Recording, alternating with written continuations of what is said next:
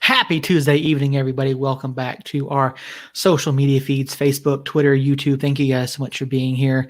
My name, of course, is Seth, and we appreciate you guys stopping in. We've got a big show tonight. A lot to talk about, a lot going on in and around the USL and New Mexico United.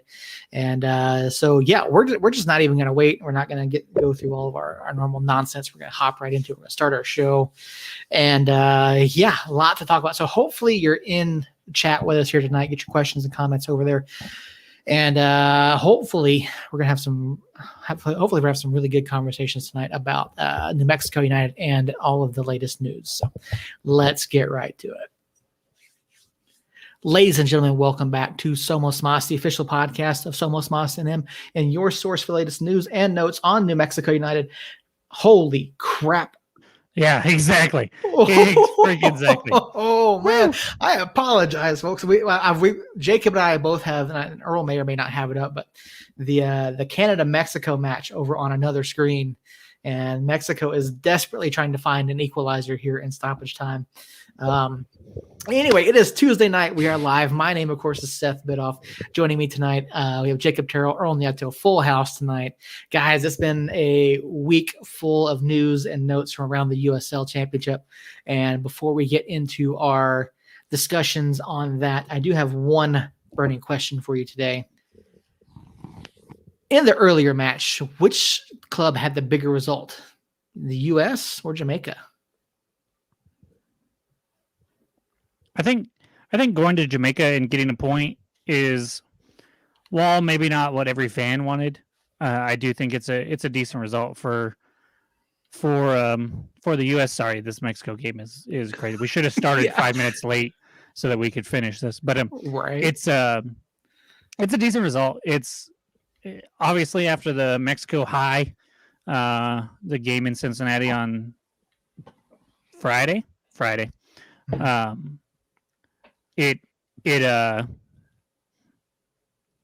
might be a letdown to some, but at the end of the day, we're going to finish either in first or second place in the group halfway through the qualifiers here, and I believe we have more home games than away games on the second half of qualifiers. So I think we're going to be in pretty good shape still. Yeah, 6 more qualifying matches left to go as the octagonal moves on. La Malediction, thank you for joining us tonight. We appreciate you being here. And the next round of qualifying will kick off in January. So it'll be interesting to see what happens there, especially if this result here holds in this match. But and I think that's it. I think the referee just blew the whistle. I could be wrong. Not yet. Okay. Not yet. I think they're just celebrating. I think they're just celebrating because it's pretty much done. Yeah. Well, Earl, do you think tonight's result was a bit of a letdown for the U.S. or are you happy with a point? I'm happy with a point. Did you know Tom Brady has more passing yards than the Houston Texans' entire franchise?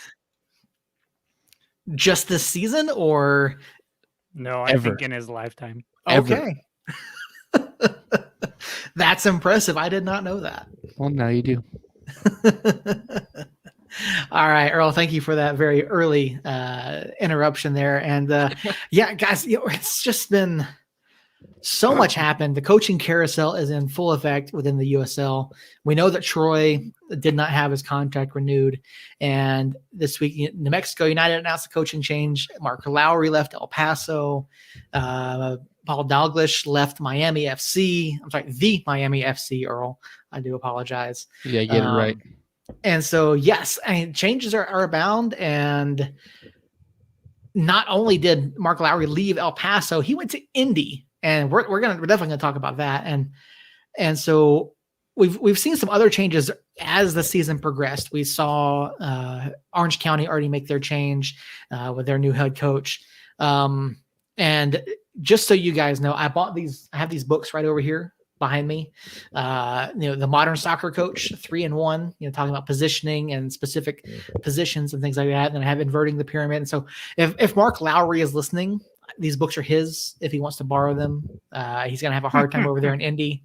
So Coach Lowry, if you're listening, feel free to reach out. We'll be happy to help you out with these books here. So,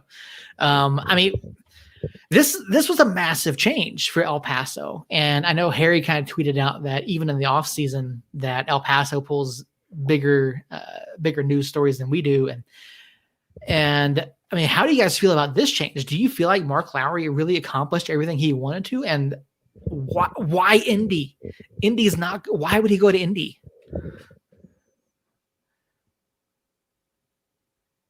What's that? Hold on. Oh, this just in. El Paso is stupid. I don't understand this move at all. Like, I don't know if there was anything they could have done to keep him, but I don't know how you don't like throw a blank check at him, metaphorically speaking, to keep him. I just don't understand. And so I was on social media a little bit, looking at El Paso's fans' reactions to it. And for the most part, they all kind of agree. I mean, they're all very sad and shocked to kind of see him leave. And I got to say, I don't blame him. There was a couple in there that said his time had come. He needed to go, blah, blah, blah. But that kind of surprised me because, well, you had 25 match unbeaten streak at home this year. You had second place in the Western Conference. You ran away with the Mountain Division, which I thought, and I think we all thought was a pretty tough division. Canada did go final. They did pull off the win there, but so US is now in second place. But Tito, in fact, if that is you for La Maldición, are you okay? Are you okay with how Mexico's playing? I want to know because I know you're a Mexico fan there, and I want to get you want to talk about it. Yeah, lay down on the couch and tell me how that makes you feel, buddy. But as far as the Lowry move, yeah, I don't understand it all.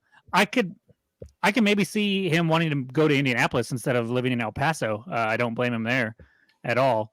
But I do think that Indy can be better. I think they are a club that has shown that they are willing to spend a little bit. They've had some really quality talent there. They just haven't seemed to put it all together with form and talent and everything meshing. So I think the move automatically makes Indy a better club next year.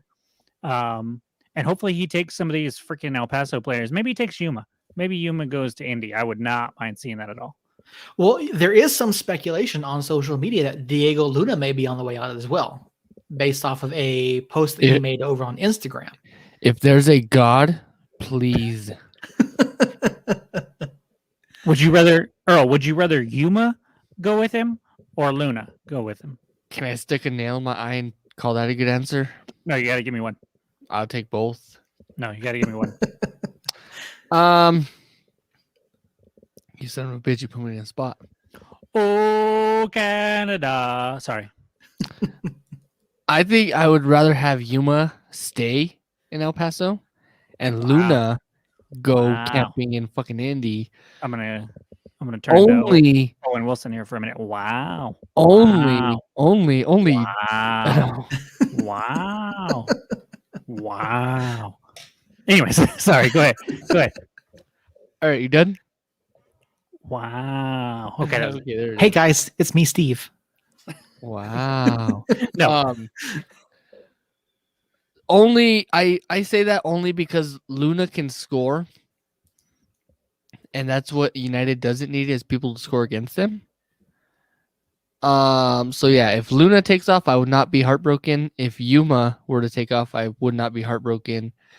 And if Yuma and Luna both take off, I will gladly run down the streets naked. Nobody wants that at all. Not even your wife. Oh, trust me, I know. Oh, it sounds like I struck a nerve there. I'm sorry. Yeah, I hope he takes a couple players with him. If not, it's no real big deal. But now that we have our new gaffer in place, I'm very, very interested to see what happens with the El Paso Open coaching job, and if they make a wrong move here, they're time up on the top of the mountain. No pun intended. Fuck it, pun intended. Could be over. Well, let me ask this, and so that your comments are bringing up two questions for me. First of all, who does this impact more, El Paso or the Eastern Conference? I don't think I can answer that until I know what El Paso does. If El Paso goes out and signs an Ian Russell, or somebody of that caliber, I could see El Paso being just fine. And all of a sudden you look at Louisville and Tampa Bay, and maybe you have a third team over there fighting for the Eastern Conference Championship, which nobody has seemed to want to step up and do since we've started following the USL. Those two teams have pretty much clearly been the top two teams over there. So maybe Indy and Mark Lowry can go in there and shake it up. But until we know what El Paso does and any players that happen to leave because of this, I can't give you an answer that I truly believe. Earl, what do you feel? I feel like I know nothing about soccer still. But you know El Paso. I do know El Paso fucked up by not keeping Mark Lowry. Which oddly enough is also a Bad Boys cast member name. Just in case you didn't know that. You needed to throw a "did you know" in there. But no, you decided to just play. I thought it was Mike Lowry. Mike Lowry. Mike. Yeah, it is Mike. My bad. I'm throwing out here fake news. So good. So the more you know is better. Yeah, it's just one letter. One letter difference. Who cares? Mike Lowry, Mark. Actually, it's 2 letters. Whatever. It's okay. We can't. We're not all privileged to go to Fort Sumner. I didn't go into any school here in Fort Sumner. What was it was the probably question worse. again? It was probably worse. I went to school in Cuba, so The question was, how do you feel about this change, and who do you think it impacts more? yeah. The real question was, who does it impact more, El Paso or the Eastern Conference? El Paso. Because That's probably my guess, honestly. So I say El Paso because the pressure is now on El Paso to try to imitate or better what Mark Lowry did for the past 3 years, which is a playoff team in 3 years. Mm-hmm. So yeah, the pressure's on El Paso to bring in someone that's going to take them to the playoffs again. I'm hoping that they drop the ball and they don't sign Ian Russell. I'm hoping that the Miami signs Ian Russell and El Paso does a bonehead move and signs their water boy or some shit. Speaking of who El Paso might bring in, there were a few comments I saw on social media saying, what if El Paso had the cojones to bring in Troy? Do you think that there's any way in any realm that Troy goes to El Paso? No. I'm not even happy that you brought this up. Like, you should actually go to the bathroom and wash your mouth out with soap Agreed. twice and then drink toilet water to rinse it out. Okay, but Now, this is not my opinion. This is something I saw on social media. You must be drunk for bringing it up. if that happens, I will have a very heartfelt letter to Troy. And it's going to start with FEP. Okay. And then I don't know what it'll say after that. It might just say that. Yeah, it might just be FEP. And that's it. Dear Troy, FEP. Love, somos más. That's it. I don't know. I don't even want to think that. In fact, I'm going to change the subject just because I don't want to think that. Okay. I'm shook. Seth, move on. Like I said, it's not my opinion. I don't think there's any chance. Just move on. Of what happened. Move on. Move on. Here's how we end this conversation. Pep. Move Okay. on. All right. Okay. All right. Since you guys are so kindly putting it that way, Yeah, and obviously the bigger news this week is that New Mexico United on Monday morning did announce their second ever head coach and technical director, promoting Zach Prince from first assistant coach to the role of head man. Zach Prince, guys, head coach and technical director. Yep, head coach and technical director. And so I got a text late Sunday night from the club saying, "Hey, there's going to be a press conference tomorrow."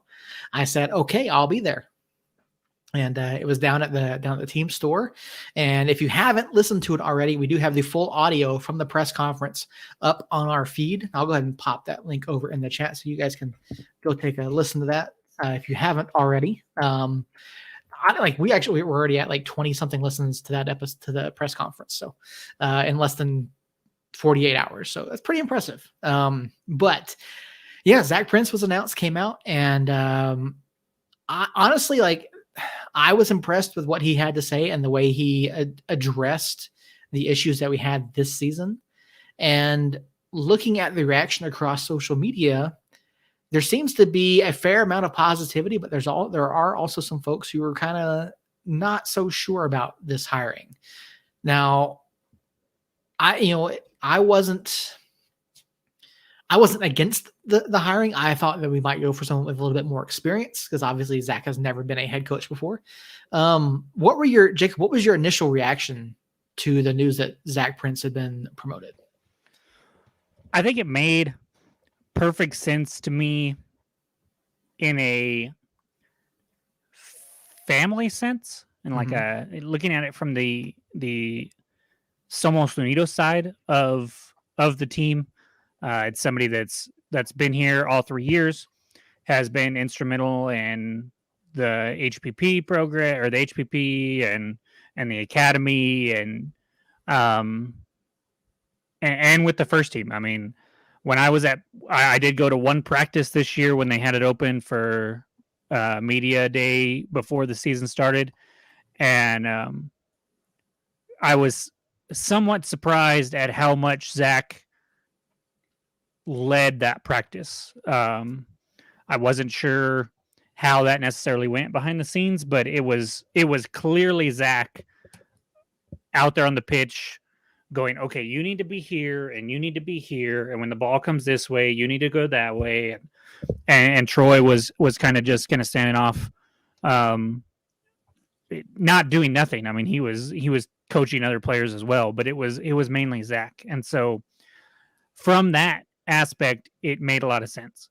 From a tactical aspect, from an on the field in matches that matter aspect, I can see where people are a little apprehensive about it because it is a coach that was involved with a team that we all thought underperformed. So I'm gonna bounce it back to Seth real quick with a question for him. I mean, I listened to the press conference too, but you were there, obviously. You might have talked to him a little bit more than what was in the press conference. I don't know. What about that interaction with him on Monday kind of put your mind more at ease as when it came to the on the field tactical stuff that we have had problems with, and his ideas or his attitude towards it? Well, it started before the press conference even kicked off. He came out and made a point to go around the room because there was quite a bit of local media there. You had all 4 major stations. You had myself, Ken Sickinger, Joe O'Neill and Sam Hauser from ESPN Radio. So it was a pretty full house. Walker was there, wasn't he? No, I thought I heard his voice in the comments. No, he was not there. No. Oh, okay. So yeah, he wasn't there. But yeah, like I said, the room was pretty well full with local media, which I thought was pretty impressive. And so before it even started, Zach came out and he took time to introduce himself to everybody in the room. Because he said, I want to get to know you guys on a first name basis. He goes, you guys, and so that was something that stood out to me beforehand. And then, when they sat down and Pete introduced him, if you haven't heard the audio yet, go check it out. Pete came out, gave an opening statement, and then listening to Zach talk and the way he took on the questions, and he talked about how we weren't aggressive enough this season, and that there was criticism all season long about, oh well, we're just sitting back, we're not being aggressive, we're not closing out the matches, we're not doing this, and he just addressed it head on. And he said, we were not good enough. We weren't aggressive enough. We didn't close matches out. We weren't confident in the final minutes. And he addressed something that we talked about too a lot on the show, is giving the ball away in bad areas. And I kind of felt like he was alluding, especially like that one El Paso match, but he said, yeah, it's just not good enough. We weren't aggressive enough. And when asked about his play style and how he wanted to do, because this is something that I kind of questioned, because we don't know what formation he wants to run. We don't know how he's gonna send guys out. But he said, we want to be aggressive in every aspect of the game. We want to come out. We want to make our opponents uncomfortable, and we want to be going forward, from minute 1 until minute 90. And so, and while I don't necessarily think that Troy had the guys back off, there definitely was a lack of aggression in moments like that where we really needed to, and we need to take advantage of opportunities to put matches out of reach. And so he was just very direct about it. And so that to me was one huge sticking point as to, okay, I feel like this could be a good hire for us, and it could signal good things going forward. And he talked throughout the conference about different aspects, talking about roster size and depth, and obviously like the injuries we had this year. He goes, he alluded to, or not, I don't want to say alluded, but he addressed it. And he said, it's not like a tissue injury, it's not like a superficial thing. Like, these were serious injuries that you can't account for, you can't plan for. That's something we talked about too. And so he addressed it, and he's like, okay, we're going to look at bringing guys in. I had other conversations after the press conference that, the club is looking at bringing in some other guys, bringing in some 19 to 21 year old guys, internationals, guys that can come in and play and show us some different things. And so, I think it was a really great introduction to Zach. Now, again, we've got a long way to go until next season. We don't even know roster moves. We haven't started announcing those yet. Like, we have an idea of who's coming back. We already know that there are several guys under contract. And so I think we have a really good place to start off from. And, looking at who we know is under contract. Dev is under contract. Sergio, Austin, Suggs, Brucey's under contract. Austin, Cello's under contract. So there's this big group of guys. Amondo's under contract that are Ryden, Wehan. Yeah, Ryden, Wehan. All these guys are still under contract for at least another season. Some of them 2 years already. So there's a very good starting point for this club going next season. And it was stated after the fact that Amando will be out until at least July. So, while we've got that, we kind of know going forward, okay, we know guys that are going to be here. We know what we have. We kind of have an idea of what we have to replace. We kind of got an idea of what Zach is looking for, what Itamar is looking for. And that's something else that we're going to have to discuss too, is Itamar's involvement in the scouting aspect. And one of the things that Pete brought up was that when you had the schedule the way it was this past season, Wednesday, Saturday, Wednesday, or, however that schedule worked out several times, like, Troy in his role as, head coach and technical director, how much scouting time is he actually getting when you're on the road like that, or when you're having to travel back and forth and prepare for matches back to back to back. And so, having Itamar is going to make a huge difference. And so Zach talked a lot about him, and it just, hearing the things that Zach, he was just addressing head on, like he wasn't skirting around the issue. And it made me feel like a lot more confident in this hiring. And so I think that, as he gets talking to the players and they start making the roster decisions for guys that may or may not come back next year, there's going to be a lot to look forward to. And there's so much that you just brought up that I want to touch on. But first, Earl has not had a chance to weigh in on the Prince hire. So, Earl, what are your thoughts? Awesome. Okay, thanks. I'm just kidding. I'm just kidding, Earl. I'm just God, kidding. this guy's a dick tonight. No, I like it. It's someone new. Yeah, he doesn't have much head coaching experience, minus the 3 games that he's filled in for Troy. Which is good because he doesn't have any bad habits. He can form his own habits. I am excited to see what it is and see what he does. And that's pretty much all I have. I will say, one thing that he did mention, and I asked him, I kind of asked like a 2-part question to Pete and to him was, did Pete go towards the player leadership and talk to them? He goes, and Pete said, this is not a democracy. And, and Zach even said that he hadn't had a chance to talk to the guys yet as far as him being in the role as head coach, but he'd had lots of conversations about, okay, what did we not do well this season? What did we do well? And what can we do better going forward? And so, again, there's a lot to go forward to. And so he said after the press conference yesterday that he was going to start having player meetings and talking to guys and taking those steps towards working towards opening day 2022. Yeah, I think that from what I heard on the press conference, from what you've talked about, my own personal opinion of Zach and what he's done for the club already, I do think it's a fantastic hire. And it may not be a, oh my gosh, look what New Mexico United just did, kind of move around the USL, but at the same time, I think that we're trying to do 2 things here, and it's kind of difficult to not necessarily do both of them at the same time. I think doing both of them at the same time is definitely possible.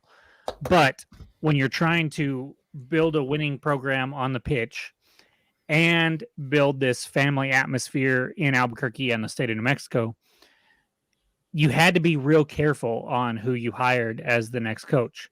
You could have brought an Ian Russell in, and I don't know Ian, so I'm not saying this is what it would have been like, but he could have been a complete asshole. And he might have got results on the pitch, but not grown the Somos Unidos name and universe. What's the word I'm looking for? I don't know. I'll think of it later. The culture. Yeah, that's not the word I was looking for, but it's the same. We know what I'm talking about. He might not have been able to build that off the pitch community aspect that Troy was so great at. So I think this hiring does the best job of giving us a chance to produce on the field to a championship level, while also guaranteeing that what we've been building for 3.5 years off the pitch will continue for Zach's reign at least. And I'm excited about that. I'm excited, definitely excited about that. And I hope for Zach's sake, for the club's sake, for our fans' sake, that he does kind of fine tune what Troy started on as far as on the pitch tactics and take our results to a little bit higher level than what they were. Obviously missing the playoffs this year was very, very underwhelming. And so to make the playoffs next year and to try to make a run, I think that we have a chance to do that, especially with what you said, the players that we have coming back. Itamar being in the fold here, I think this offseason is gonna be very interesting to see what we do player wise, and we're probably gonna bring in some players that we've never heard of from overseas, and hopefully be able to strike a deal with some players that maybe we have heard of that have been very productive and been very good. We bringing in Kalen Ryden and Amando Moreno after the season that Kalen had at RSL or Real Monarchs, and then Amando going up to MLS for a year and getting that experience and then coming down here. I think those were 2 very, very good and shrewd moves by Troy a couple years ago. I think we can see a little bit of that, especially with Zach having a relationship with a lot of players around the league, having played in it for several years and winning a couple championships, and he hasn't been coaching long, as was brought up in the press conference there. So I think with the Itamar and Zach, and then Peter, I know is very gung ho about trying to win a championship here. I think we're going to have a good opportunity to build on this offseason, and it starts with that core. I mean, you mentioned it. I mean, Bruce coming back, I think, is massive. Obviously, Kalen is huge, and Wehan and Moreno. Those three are probably head and shoulders above the rest of our talent, which is saying a lot, because I think players like Brucey and players like Yearwood are really freaking good. Harry's coming back. Hopefully he'll be back healthy and can contribute. Cello, you mentioned, or in a text anyways, it said Cello was coming back. So I mean, Rivas. I mean, there's just a lot of quality coming back that I think will be a good core to build on, and I wouldn't mind seeing him jump it up to 24 players, 24 first teamers with some academy players to back it up there, because injuries really did hurt us, and you're not going to count on injuries year after year, but I feel like it's irresponsible not to have a backup plan for them. Because could you imagine if we didn't bring Salih and Wehan back this year? Yeah.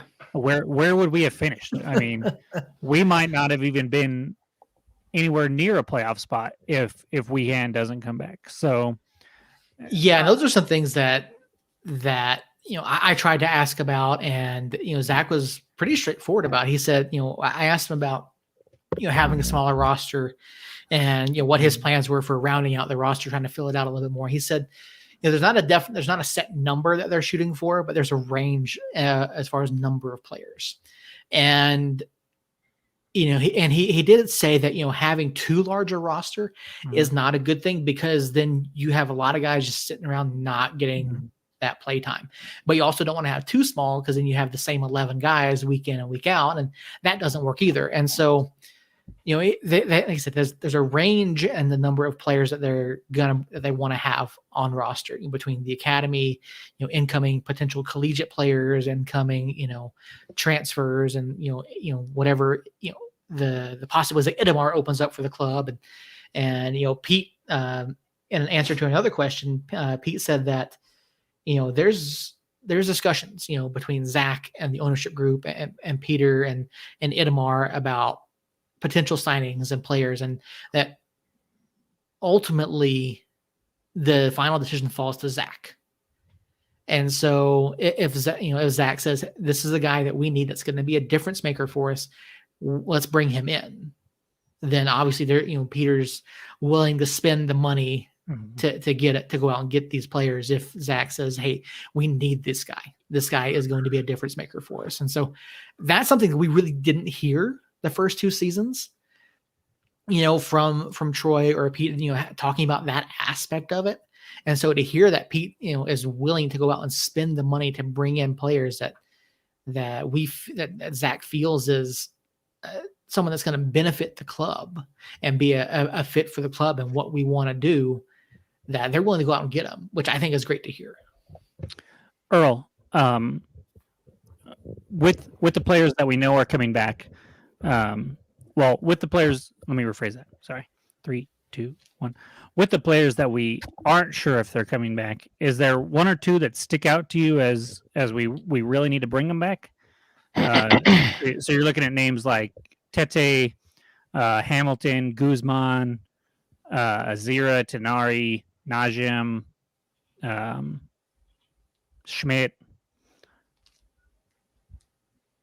Okay, so I have and I was trying to do some quick scribbling over here. I have a list of people that we don't know about. And actually, I think we know about one already. Brian Brown should be coming back. Yeah, he'll be coming back at the end of the loan, which is the end of the season is November 30th. Yeah, so yeah. Okay, so with that we have Illich, Schmidt, Hamilton, Tenari, Najim, Tete, Guzman, and Azira. Mm-hmm. Did I miss anyone? I mean, I think you can throw Phil and Alex on that list because I don't know what Alex's contract status is. I don't know what Phil's is either. I mean, I would assume that Alex is coming back, but Okay, so Jacob, to answer your question, someone in the midfield. Is it a 3 initial name? No, Oh, no. okay. I'm thinking either Tenari or Najim. Just because, well, Najim, when he re-signed on with us, it was a huge difference in the midfield. I'm gonna go with Najim. So I like Najim, and I would not mind bringing him back. I just want Bruce to play over him. And I feel like at first, when we first got Najim back, Troy was like, "Ooh, a new toy." That was an old toy, but he played Najim over Bruce for a good chunk of games there when Najim first came back, and I was not happy with it, especially with the way Bruce has played this year. So, but Troy's not there to make those decisions anymore. We don't know what Zach prefers, so I'd be okay with Najim coming back. Really, the majority of them I'd be okay with coming back. Assuming they play in the role that I would like them to play. So, like, I wouldn't mind Guzman coming back if he was a spot starter, 20-minute bench player when he wasn't starting.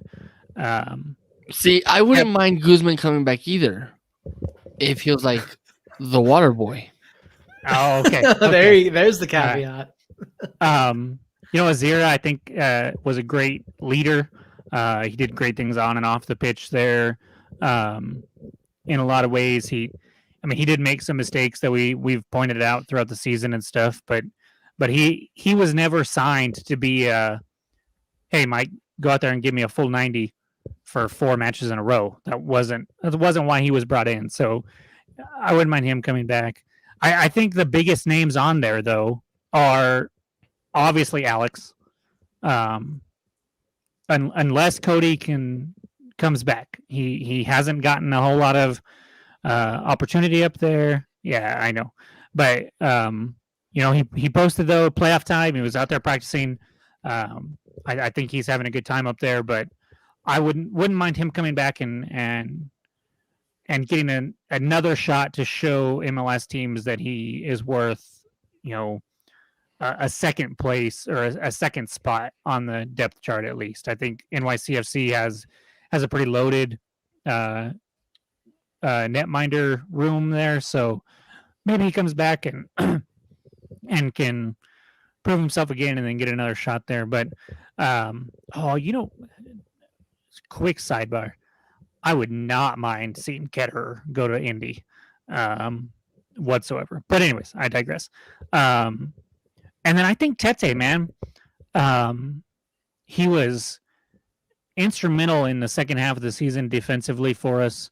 I think him and Austin were two of the best one-on-one defenders. Definitely the two best that we have on United, and two of the best that I've seen in the USL in a while. I mean, it felt like no matter what kind of quality was going up against him, if they were in a one-on-one situation and in position, and not trying to play catch up or something, if they were in position to start when that opposing player got the ball, they shut him down 99 times out of 100. I felt like. So I think Tete and Alex are the two biggest names to me that we need to bring back. And Schmidt, he was better this year in the role that he was asked to play this year. I think if he's your number one center back, we might be in trouble. But with Wright in there, and if we can bring Tete and Euro back, I think our defense will be top notch again. Yeah, for me, I'd have to go Tete and Alex, just because again we don't know Alex's contract status, and yeah, Tete had a tremendous season. I would love to see him back and getting. I think he would. I think if Schmidt does go, which I think is a very real possibility, I mean, you look at that back three, or at least that core of that center back, and really you could probably slide Austin out to right back, and then put Josh at left back if you wanted to, or put Sam over at left back. I think between Tete, Ryden, Yearwood, and say Sam, that's a pretty good back four. But is Sam is under contract or is not? I don't know that. Okay. I don't know. So Sam is another one that I think a fully healthy Sam Hamilton and the versatility that he brings, being able to play a defensive midfield, being able to play a center back, being able to play on a wing, or whether that be a left wing back or a right wing back, whichever one. I think he's versatile and good enough to play any of those positions. And we've seen him be somewhat of a threat on set pieces, coming up and scoring. So I really like Sam, and he's kind of forgotten because he didn't play for 3/4 of the season, but he is somebody that I would probably wouldn't put him above Alex or Tete, but I would have him and Tete, Schmidt, Hamilton, and Alex are clearly the four on top of that list, I will say. So Earl, if you're Zach Prince, you're going into player meetings, what's your message to the team? Do you address the team as a whole to begin with, or do you address the leadership of the team, say Bees and Dev, and what do you say to those guys? I think to start off, before he even has a meeting with the team, he has to talk to leadership. He has to talk to Suggs and Dev and Bees. I'd probably even throw in Ryden in that mix. Yeah. Sure.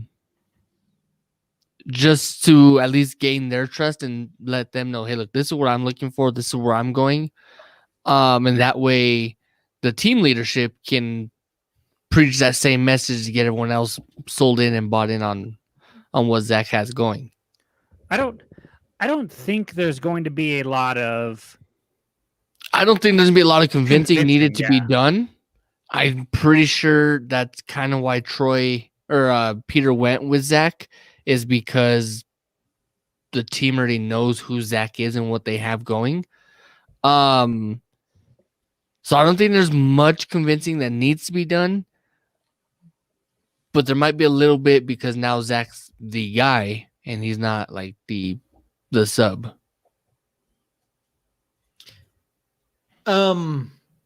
Crap. So one of the things that got asked, and I really wanted to go in depth with it with Peter, was the coaching search this time around, compared to the first time. And Joe O'Neill from the station tried to kind of get an answer out of Pete about it. And from the answer that Pete gave, there was outside interest in this position. The club was fielding interest from folks from outside. Basically, probably what we know. Pete obviously didn't elaborate on anyone in particular, but he did mention they were receiving DMs and calls and things like that. And so, how much of this do you think? Let me rephrase that. How much do you think Pete actually entertained those compared to when he sat down with Zach and interviewed him? I don't know if you directed that at any one particular person. I'm just throwing it out there. I'll hop out there and say not a lot.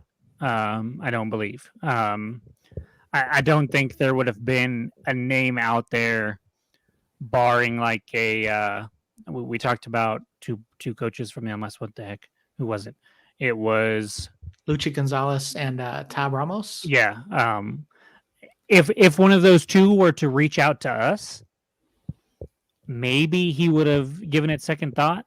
But I think out of the realistic names that I think might have been asking, unless Lowry reached out, there's probably not a chance in hell that happened. But unless he did, no USL caliber coach I think had a chance. It goes back to the whole building a family and building a winning club. Zach gives us the best chance to do both of those things, and unless there was somebody out there that Peter had interactions with in the last 3 years and really made a good impression on Peter, I don't think Peter really gave anybody else a chance to make that impression if he didn't already have one, if that makes sense. Yeah. Yeah, no, absolutely it does. And yeah, I really don't think that there were any serious conversations. I don't think there were any serious conversations with anyone based off what Pete said. And so it really kind of just sounded like, to me, I got the impression that the conversation with Zach had kind of started a little bit earlier. Yeah. And like, because it really hasn't been that long since Troy opted to not renew his contract. It's been a week and 2 days is Yeah. when they announced the press conference and that they were going to announce something that next morning. It was a week and 2 days. So I do agree that I feel like this has been maybe not set in stone, but they were already in advanced talks by maybe not the day Troy left, but a couple days after that, it was almost a done deal. But we talked last week, Aaron Montoya in Sounds the chat like, last yeah. week, I believe. If I got that wrong, Aaron, I apologize. But he mentioned, should we keep an eye out on Kevon Frater? With Zach being the new coach here, I want to ask you two names. Obviously, Kevon is one of them. But I don't know if you guys saw that Rising FC Santi. Phoenix announced their initial roster moves, and Santi is not one of them. Now, they did say that they were in talks with players from this year to bring back, and those will be announced when deals are finalized. And I wouldn't be surprised if he goes back to Phoenix. But would both of you be open to those two moves? Are they something that we should definitely like pursue hard, or should it be something that if either of them come back, we should entertain it at the very least? So I'll go first, Seth. So yes, I think we should pursue them. Either one of them, whether it be Kevon or Santi. And if neither one of those fall through and they both go back to their respective clubs, which is wherever Kevon's at these days and Phoenix, Israel. I would not mind pursuing Solomon Asante. Get the fuck out. I knew someone was gonna say that, but I mean he's proven to score goals. So Asante, I believe, is 32. I could be wrong. I am 32. God, you're fucking old. I am not as old as Seth though, so I got that going for me, which is nice. He Solomon fell Asante is off 31. 31. Okay, he fell off dramatically. The last 13, 14 matches of the season until the playoff match. He performed well in the playoff match, but when you factor in how much he's probably going to be asking for, his age, and then the fact that it's Solomon fucking Asante, the king of all flopping fish, even greater than Yuma, I don't want to watch that. I don't want to root for that. So I understand where you're coming from, and I like the results. Time out, there, Harambe. Throwback. If New Mexico were to sign Asante, would you root for him? Well, I would have to, because I don't root for players. I root for laundry. But I wouldn't be. It's not a signing that I would. Well, man, that's a tough spot, because I think I would be excited about it just because it would be a huge FU to Phoenix from Asante, I think. And then he is a quality player. But 3 matches in, when I see him flop and not get the call, because he wasn't getting the call in those 14 matches to end the season, and that's why he wasn't as productive, because he was going down like he always does, and actually not getting the call. So it wasn't leading to things. It was leading to turnovers, and it was just super frustrating to watch. So I think I would be excited initially, leery but excited. And then 3 matches in, I would be like, son of a bitch. Stay on your freaking feet and go. Because I say that to some of our players, and they're not nearly as bad as Asante was. I'm pretty sure you said the same thing about Kevon. At times. But part of it with Kevon is Kevon was a big, strong dude. Like, he didn't need that to be part of his game. Right. Asante needs that to be part of his game because if he gets bodied, he's freaking tiny. Bruce is our smallest player, and I think Bruce probably outweighs him by 50 pounds. Like, so Asante has to have that. Kevon was frustrating because he would go down when he didn't need to. But he didn't do it nearly as much as Asante does. And Kevon had a lot of flaws at times. He seemed lackadaisical at times. He didn't make smart runs at times. He ran early a lot. He was offside a lot. And I get that there's positive things that can come from a forward playing right on the line. You know, sometimes he gets caught offside, sometimes he doesn't. But at the end of the day, our offense was so much better when we had Santi? Yes, Santi and Kevon than it has been in the last 2 years. And I think if you were to take the Wehan that we have now, and Amando, and Santi, and Kevon, and you play the Santi, Amando, Kevon up top with Wehan right behind Kevon, that's freaking scary. Guys, we can't go back to 2019. We just can't. But we went 2019 light. We went 2019 light this past season. But we're not. We did. And Bees, we haven't mentioned Bees was the club MVP, and there were some good things about bringing back the players that we did, but I don't think if I had to pick between Santi and Kevon, I'd take Santi over Kevon any day of the week and give me another striker. But I don't think that getting the entire band back together is going to solve the problem. But it's not the entire band. The problem with the 2019 team was the defense. The defense was freaking atrocious. And so if you take the offense from 2019 and part of 2020, if you have a fully healthy Amando, you got Rivas, which wasn't from 2020, I know, but Rivas from this last year, Amando from 2020, the two from the inaugural season, and then Wehan, who's been here the whole time. Then you have Dev, and you sign another striker. Maybe you bring back Illich. Maybe Brian Brown turns into something, which is a long shot. He's not even playing for Oakland. Wasn't even playing for Oakland, really. So we'll have to see there. But if you can,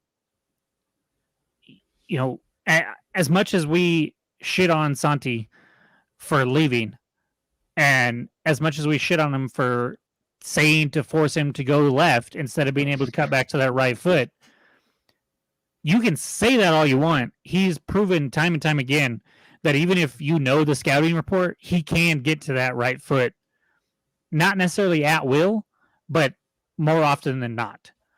And if you have that, you have Amando, you have Kevon, you have Wehan. That is the making of a fantastic offense. And if you pair that with the defensive qualities that we have now, as opposed to in 2019, you have something that can go on a deep playoff run. Now, it might not have to be Santi and Kevon. I'm just using those two as examples because we know what they're capable of. We have seen them score in this league. We've seen them score in the black and yellow. So if you can find two other players like that to pair with Wehan and a Moreno, and then hopefully Dev can come back healthy after this clotting issue, and then you have Bruce and Harry and Suggs and Najim to a lesser extent on the wings, you have a club that can attack like Zach Prince said he wanted to. I mean, that would be a scary freaking attack. And then if you have Austin, Ryden, and Tete in the back to clean up anything that comes on the counter or anything that leaks through. I mean, it's scary. The only problem that I have with Santi and Kavan and Amando all on the pitch at the same time is they give you nothing defensively. On set pieces, I mean, it's a problem. But if we want to attack and we want to be aggressive, those are the kinds of moves we're going to have to make this offseason. And I personally don't see either of them coming back. I mean, we just wasted 20 minutes of this conversation for me to say that. But you need people like that can perform and produce. And if it was them, I would not be upset whatsoever. If it was one of them, either of them, or both of them, I would not be upset whatsoever. Yeah, so a lot of decisions ahead for Zach Prince, and I don't know, man. It's going to be an interesting offseason. We know clubs are already making moves, announcing some players that are coming back. Atlanta United 2 has announced some of the players that they are cutting or releasing or not exercising their options on. Sacramento's made some moves. Rising has made some moves.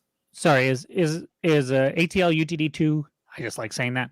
Are they in the USL Championship next year, or are they one of the clubs leaving? As far as I know, they're leaving, but I don't think we've seen a definite list on who's leaving next season and in 2023. Then why did you bring them up?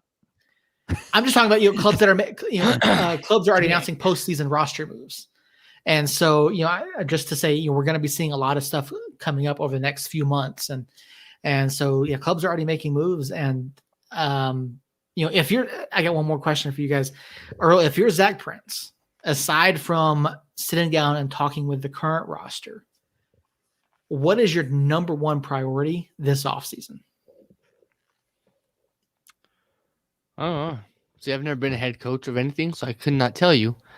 So if it were to be my guess, is re-signing some of the players from 2021. Okay, Jacob. I think that's probably where you start. You see how talks go there. You try to get some of that defense to come back. And then outside of players that we currently know of as far as this 2021 roster, if he wants to play an attacking style, we need some attacking players to come back. And we need some quality up top. So maybe he thinks Brian Brown can be something. I freaking hope so. I hope that I'm just a year late on the Brian Brown train, but from what we've seen, obviously it doesn't look great. So you got to bring back somebody up top and to play a wing opposite Moreno, in my opinion, to get the goals and to be a scary offensive team. So I think my first call, if he doesn't get re-signed by Rising, I think my first call is probably Santi. All right. Yeah. I mean, that could go Santi going, yeah, no thanks. And then you move on. But I think that's the first thing you try. Yeah, there's probably a laundry list of things for Coach Prince to get accomplished in this offseason and looking ahead, because we know that the season is mere months away.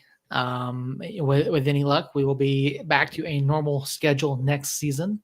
And there's a lot. I mean, I think number one, you look at the players that you have that are not under contract currently, and you have to make the decision on them first and foremost. And then you look at, do you have any academy kids ready to come up and start maybe playing full time, and then looking at those scouting reports, trying to bring in, do we bring in some more international players? Do we bring in collegiate guys?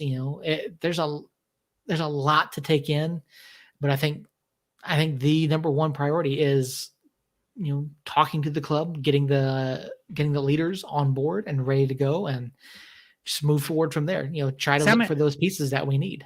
I'm assuming that's probably already done. Mm-hmm. I'm assuming that the moment Suggs and Dev and Weehan all heard about this, they were clapping and celebrating. Could be wrong, but from what we know of this team and how close they were, and with Zach being such an important part of it the last 3 years, I think especially those 3-year players and like Weehan, Suggs, Dev, Bruce. I think they're all going to be thrilled about it. But I think that we sit here and think, oh, okay, well, what about this player? What about this player? And in reality, our list is probably like what 25 names tops, including the players that we have to re-sign from our club last year, and their list is probably 250. Especially bringing Inamar into the fold and having an international presence a little bit more and whatnot. I mean, you got a lot of names out there that they got to comb through and rank and see, who's willing to come, what price they wanting, what price they value them at. I mean, there's got to be so much into it, and I think kind of an underrated part of this is, I talked about how Troy kind of set back at practice, and Troy's got, as technical director, you've got all these other hats that you've got to wear. I hope that Zach can bring in a second assistant, or if Brandon's going to be that second assistant, and I hope whoever comes to fill Zach's position now is as good at his position as he was, and it's going to be a fun off season. I kind of love the silly season. I mean, I like learning about new players. I like seeing if we can get players that I know that aren't from our club. I like to see who's coming back. I like the whole theatrics of a schedule reveal and stuff like that. So while I'm disappointed we're not still playing, I am excited that it is time to get these announcements and see what's going on. Speaking of clubs that are still playing, there were some USL Championship playoff matches this past weekend. Jacob, you and I talked about these last week, and Orange County did defeat Oakland in penalties. San Antonio topped RGV by a final of 3-1. Tampa Bay Rowdies beat Birmingham 1-0, and Lou City beat Charlotte 1-0 as well. Earl, first question here is to you. How does it feel to have a busted bracket? And do you regret picking San Diego? How does it feel to have a busted bracket? You see, I suck at picking brackets even in March. So nothing changes in fucking November. So do I regret picking San Diego? No, because the people that picked Phoenix and El Paso are in the same fucking boat as I am. So no, I don't regret anything. And I'm pretty much just getting used to March happening right away. No regrets, right? No regrets. Jerry didn't pop in the show last week. I know we did record on Thursday. Jerry's been fucking silent, dude. Yes, he has, and so has most of the Phoenix Rising supporters. They've been pretty silent as well. So, yeah, it's been interesting, and the memes have been flowing. And so I think all but one of the Copa Tejas teams is now like sitting at home watching the playoffs. And so, yeah, conference finals are this weekend. Orange County, San Antonio. I believe this match is actually in Orange County. Yes. So looking at this one, I think this is going to be an interesting matchup. I know which way I'm leaning, but after seeing the matches this weekend, Jacob, who's your pick? San Antonio, Orange County. It's still San Diego, or not San Diego. Sorry, Freudian slip there, making fun of Earl. It's still San Antonio for me. I watched both of those matches last weekend, and Orange County is beyond lucky to get out of there. I thought Oakland was I won't say the better side, but I mean it was right down the middle. They were both right there neck and neck, and it came down to a PK shootout, which are kind of a coin toss, and I'm very upset because I had a chance to go 4 for 4, and it came down to penalties, and Oakland kind of let me down. But they have not impressed me, even though they've won twice, and meanwhile San Antonio just looks to be clicking. And the only thing about that is that I watched San Antonio play, and I thought, how in the fuck am I rooting for these guys? I hate some of their players just as much as, I won't say just as much as I hate El Paso players, but but they're up there. They annoyed the crap out of me several times. So my head says San Antonio. My heart might say Orange County. Earl, who you got in this matchup? So we've all seen that when I pick a team, the opposite team wins. Okay. So Orange County. Okay. Yeah, I watch this and I see that San Antonio is a club that plays well on the road. Like you said, they're clicking. They seem to be peaking at the exact right time, and they've really turned around where they were at earlier in the season. They got healthy. They got some players back. Got some guys performing, and I think this is going to be a tough one to Orange County to walk away with. So I would go San Antonio. And then over on the Eastern Conference side, Tampa Bay and Lou City, both number 1 seeds, and I believe this one is in Tampa. It's in Tampa. Okay, Yeah. I couldn't remember where that was going to be. So that's interesting. That's going to be an interesting one. Who you guys got coming out of the East? Again, I watched most of both of those matches, and I mean they win by the same score line, but Tampa looked way more impressive to me. And so you factor in that plus the home field advantage there for Tampa Bay, and I got to give it to the Rowdies. All right, Earl. Jacob said a whole lot for him to mispronounce Lou City. I take it that's your pick then, Lou City. All right. My only concern with that is that Lou City on the road has not been very good this year. They are 6-5-5, and Tampa Bay is 14-2-1 at home. So, I have Lou City winning this whole thing, and I'm going to stick with it. I think Lou City finds a way to beat Tampa this weekend to face off against San Antonio. And since we're not going to be here this weekend, we're not going to be here next week, who's your champion, guys?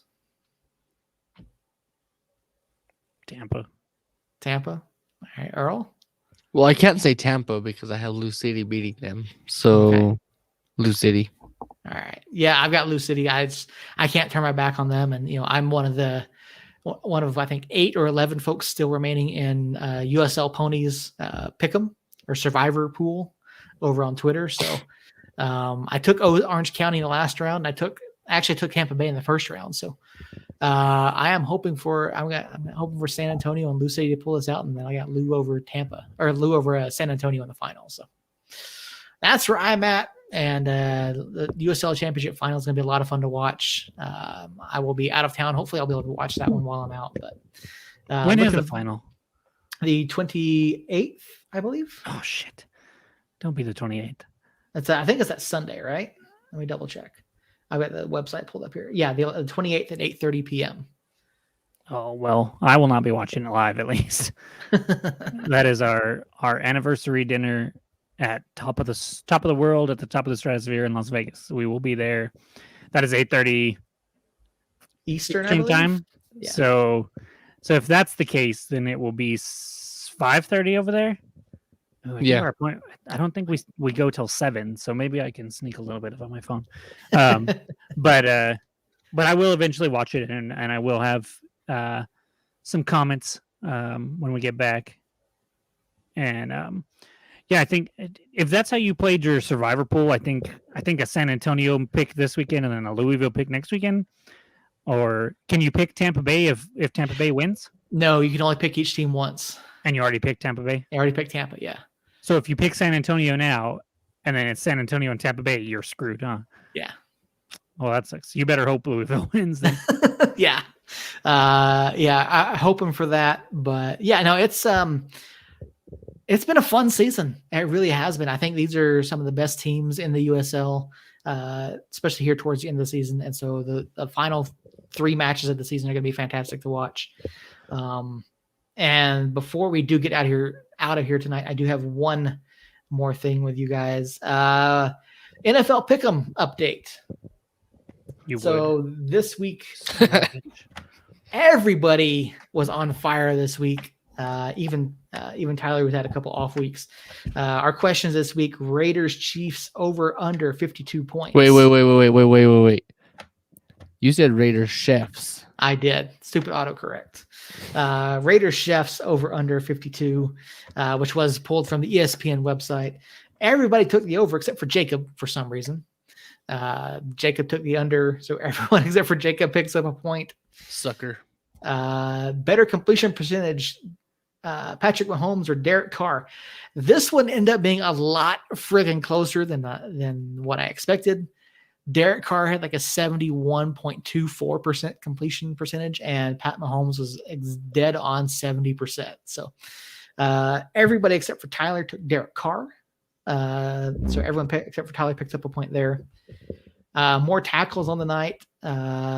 Perryman or Bolton. Everyone except for Tyler took Perryman, so we all picked up a point except for Tyler. More receiving yards. Everyone took Cooper Kupp except for me. Because that was what you. That was the dumbest question. You? That was the dumbest question you'd asked. And what did he finish with? Like 22, and Kupp finished with 18 yards. Yeah. I thought OBJ was going to have a much bigger night, and he had an opportunity for a much bigger night too, but it didn't happen. So everyone except for me picks up a point there. Debo Samuel, would he get more than 11 targets? Everyone except for Earl took the under here.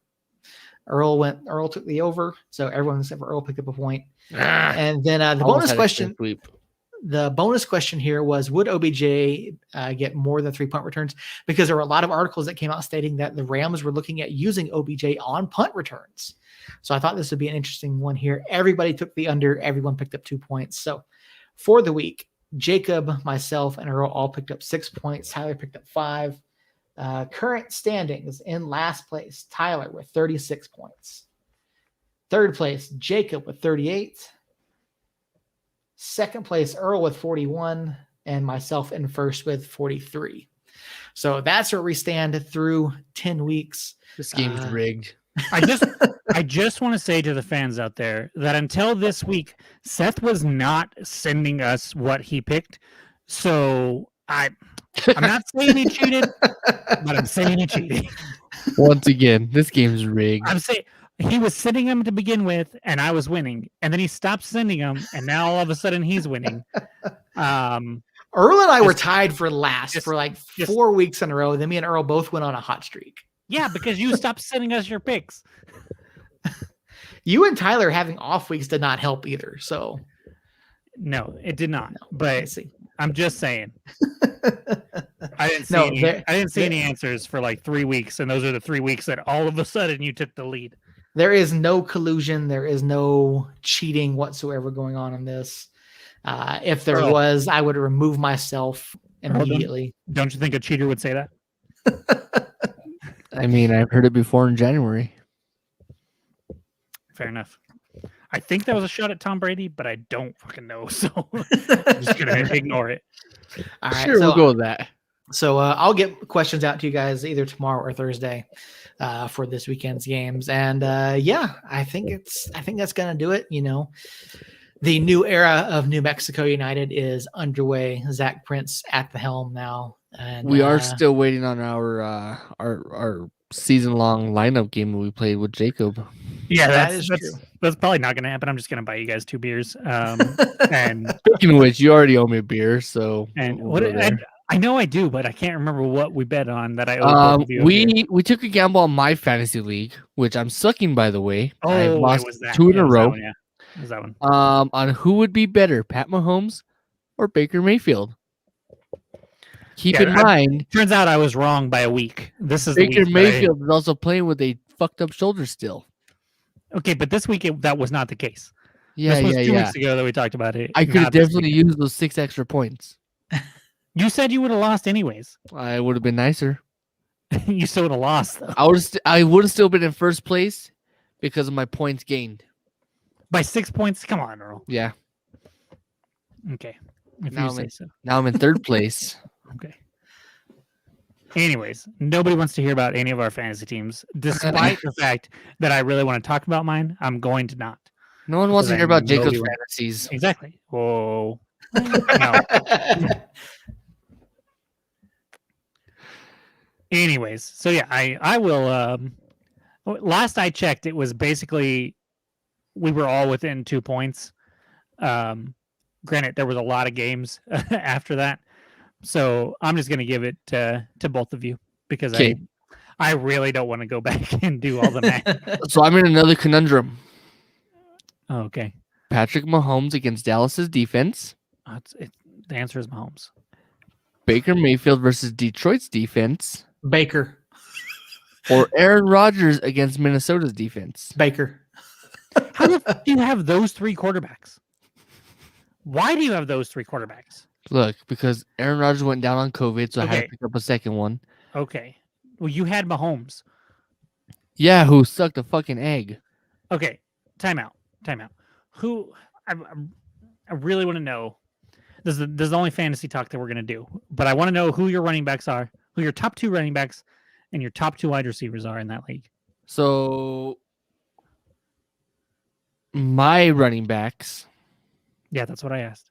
Zeke Elliott. Okay. James Conner. Okay. My wide receivers, Hunter Renfrow, Adam Okay. Thielen, Okay. and then my flex wide receiver is Cole Beasley. Okay. My tight end is Dallas Goedert. Okay. My kicker is Ryan Succop, I don't give 2 shits about your kicker and your defense. and my defense is your Bucks. Okay. I still don't give 2 shits about your defense and your kicker. Don't you think you could have maybe used a pick after Mahomes or Rodgers on a different running back? Yes, and I did. I had Melvin Gordon, That's still not who's on a bye week this week. okay. Anyways, we're not. Maybe you should blame yourself for drafting 3 quarterbacks. I didn't draft 3 quarterbacks. I drafted 1 quarterback and then picked up the other 2 on waiver wires. How did you pick up Rodgers on waivers? I don't know, because no one thought he'd be fucking playing this year. I'm fucking baffled by this. Oh, this is an internet last minute league, huh? You're playing with a bunch of robots. That's what's Aaron going on Rodgers here. is a top 5 QB. Why would nobody draft him? I'm actually playing against a bunch of real people, and this was the last minute league that I hopped in I and know. drafted during podcast. But it's real people that you don't know that probably were just like, oh yeah, fine, I'll join this league. It's Exactly. it's a bogus league is what I'm getting at there. Anyways, enough fantasy talk. I will regain my lead in the NFL pick'em. We still have 8 weeks left. As weird as that sounds, we still have 8 weeks left. Yeah, I will buy you guys a few beers. We'll leave it at that. Anything left to add, United related or USL related at least, Earl? Nope. Seth. Nope. Okay, I can't get out of this episode without saying this phrase that I've seen all over social media. No, I wish that was all over social media because it is true. But the prince has become king, which I scoffed at the first time I heard it, and now I kind of like it. So congratulations to Zach Prince. I expect big things this season, this offseason especially, and like Seth alluded to, we will not be here next Tuesday. It is right before Thanksgiving. We're going to take that week off, and then we will be back the following week. I'm going to discuss not doing it on Tuesday because that's the day that I get back from Vegas, but we can figure that out at a later date. So keep an eye out on our social media, and we'll have an exact date and time for you for that following week. And unless something major happens, we'll see you in a couple weeks, and somos unidos.